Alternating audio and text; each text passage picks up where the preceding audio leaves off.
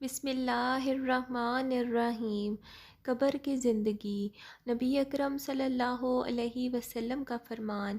حضرت براء بن عازب رضی اللہ عنہ سے روایت ہے کہ رسول صلی اللہ علیہ وسلم نے فرمایا، اللہ کا مومن بندہ اس دنیا سے رخصت ہو کر جب عالم برزخ میں پہنچ جاتا ہے، یعنی قبر میں دفن کر دیا جاتا ہے، تو اس کے پاس دو فرشتے آتے ہیں، اس کو بٹھاتے ہیں، اس سے پوچھتے ہیں تیرا رب کون ہے؟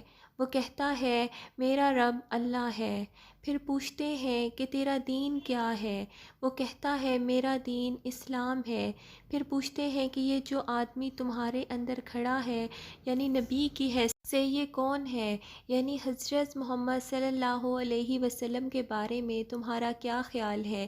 وہ کہتا ہے یہ اللہ کے سچے رسول ہیں۔ فرشتے کہتے ہیں تمہیں یہ بات کس نے بتائی؟ یعنی ان کے رسول ہونے کا حکم کس ذریعے سے ہوا؟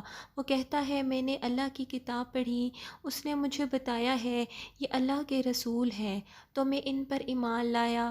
مومن بندے کا یہی جواب ہے۔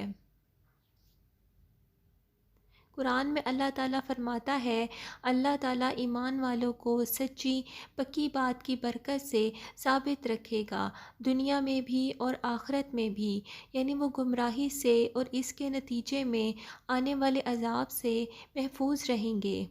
اس کے بعد محمد صلی اللہ علیہ وسلم نے فرمایا بندہ فرشتوں کے ٹھیک ٹھیک جواب دے دیتا ہے تو ایک ندا دینے والا آسمان سے ندا دیتا ہے، یعنی اللہ تعالیٰ کی طرف سے آسمان سے اعلان کرایا جاتا ہے کہ میرے بندے نے ٹھیک بات کی اور صحیح جواب دیے، اس کے لیے جنت کا فرش کرو اور جنت کا اس کو لباس پہناؤ، اس کے لیے دروازہ کھول دو، چنانچہ دروازہ کھول دیا جاتا ہے، اس جنت کی خوشبو اور جنت کی ہوائیں آتی ہیں اور جنت میں اس کے لیے منتہائے نظر تک کشادگی کر دی جاتی ہے، یعنی پردے اس طرح اٹھا دیے جاتے ہیں کہ جہاں تک اس کی نگاہ جائے وہ جنت کے نظاروں سے لذت اور فرحت حاصل کرے۔ اللہ پاک ہماری قبر میں ہمارے سوالات کے مرحلے کو آسان بنائے، آمین۔